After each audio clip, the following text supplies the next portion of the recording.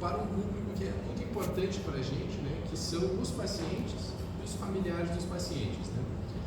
A tarefa que me foi incumbida é falar sobre o que é esquizofrenia do ponto de vista mental e cerebral. Bom, não é uma tarefa fácil você conceitualizar qualquer temática que seja, né? Até porque a gente tem visões distintas e na esquizofrenia isso não é diferente.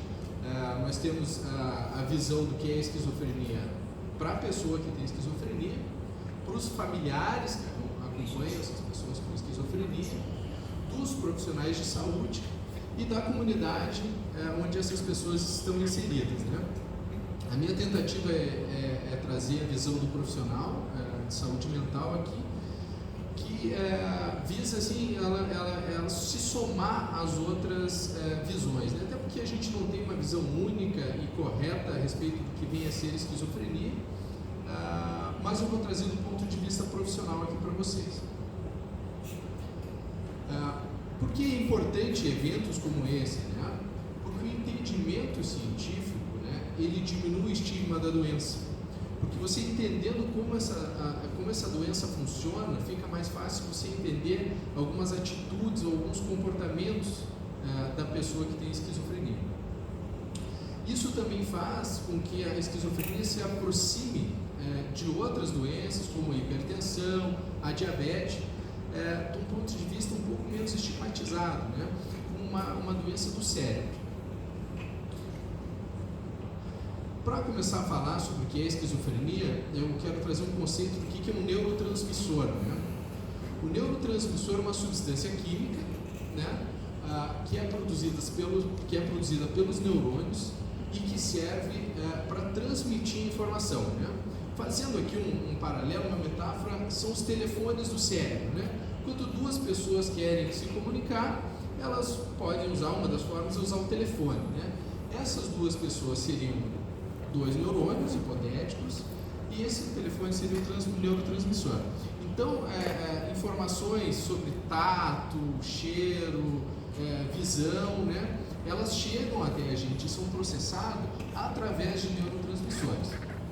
Vocês já devem ter ouvido falar da serotonina, dopamina, noradrenalina, são exemplos de neurotransmissores. Pode passar. Eu vou me deter mais na questão da dopamina, né? Dopamina, ela é um neurotransmissor dentre várias funções, né? Uma das funções dela é atribuir quais estímulos do ambiente são importantes, né? Daqueles que são menos importantes. Então ela faz uma seleção de relevância dos estímulos. E por que isso é importante, né? Pode passar. Que a esquizofrenia, né, é um transtorno e várias pesquisas mostram isso, pesquisas de neuroimagem, né, que fazem imagens funcionais do cérebro, mostram que a esquizofrenia tem uma produção aumentada, uma liberação aumentada de dopamina, né? E essa é, não a única, mas uma das alterações mais importantes na esquizofrenia. Então, como é que isso funciona? Se a pessoa tem um déficit, né, uma alteração, melhor dizendo, na dopamina, que é responsável por selecionar qual estímulo é importante. Desse modo, ele pega estímulos do ambiente que não são tão importantes e passa a tomá-los como muito importantes, né? Isso acontece já antes do que foi dito aqui na primeira apresentação de surto, né, ou do primeiro episódio psicótico, né, que a gente chama de pródromos, quando a doença ainda não se manifestou de forma aguda, mas já tem alguns sintomas. Já nessa época, essa alteração da dopamina, ela causa um estranhamento no indivíduo, ele vê as coisas de forma diferente, já pode ter algumas ideias que fogem um pouco do padrão, por essa alteração de relevância dos estímulos do ambiente, né? Pode passar. Então, essa disfunção da dopamina, né, que é o principal neurotransmissor envolvido na esquizofrenia, ela pode se dar em várias regiões do cérebro, né? E conforme as regiões do cérebro em que ela está alterada, ela é responsável por um conjunto de sintomas. E daí até surge essa questão que foi colocada aqui de um paradoxo da esquizofrenia, que talvez ao mesmo tempo aquele paciente que tem um prejuízo, que tem alucinações, que já vou explicar bem o que é, mas tem um comprometimento, em outras áreas ele se mostra muito inteligente, muito desenvolvido, né? São um dos paradoxos que a gente pode encontrar na esquizofrenia.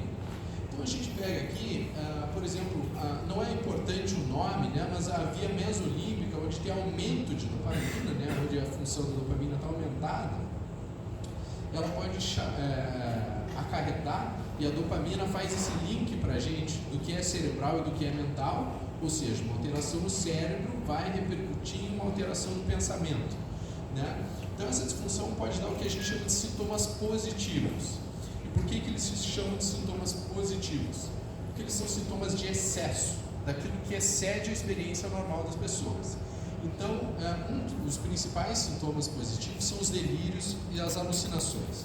E o que é um delírio, né? Delírio é uma crença que é mantida de forma obstinada, irremovível, né? Apesar de evidências que mostram o contrário disso. Então o paciente tem uma crença, né? O que a gente pode pegar de exemplos de crenças? Crenças de que está sendo perseguido, que querem lhe fazer mal, que tem um complô contra ele, ou de que está recebendo mensagens da televisão, do rádio, todos em referência a ele, né? Isso são exemplos de delírio. Não adianta a gente debater e tentar provar para o paciente que ele está equivocado, porque por trás desse delírio está aquela disfunção da dopamina que eu disse. Então, não é uma questão do paciente não querer ver a verdade, os fatos que são mostrados. Vai além disso, uma impossibilidade de conseguir entender as coisas dessa forma, porque ele está com a percepção dele alterada. Já a alucinação é uma alteração da percepção, ou seja, a pessoa percebe, tem a impressão de ter visto, ou ter ouvido, ou sentido o sabor ou o cheiro de coisas que realmente não estão naquele local, né?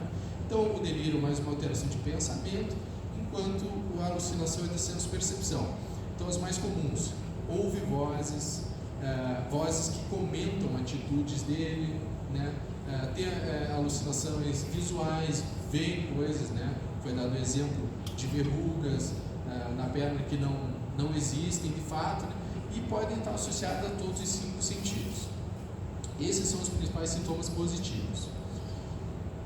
Por outro lado, em outras áreas do cérebro, tendo disfunções na dopamina, a gente percebe que são chamados sintomas negativos. Por que são chamados negativos? Né? Porque eles são de déficit, são de perda, né?